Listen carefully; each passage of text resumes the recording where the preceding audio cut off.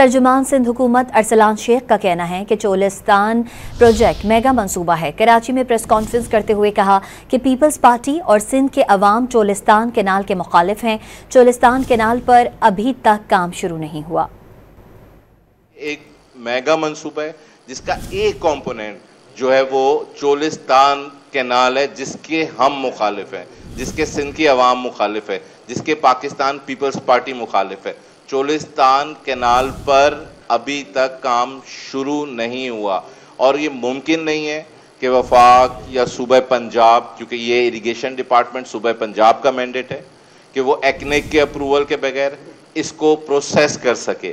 اسی طرح ہمارے آئین کا جو آرٹیکل 150 سے لے کے 155 کیٹیگوریکلی کہتا ہے کہ 90 دن کے اندر جو CCI مفادات کونسل ہے اس کا اجلاس لازمی ہونا ہے۔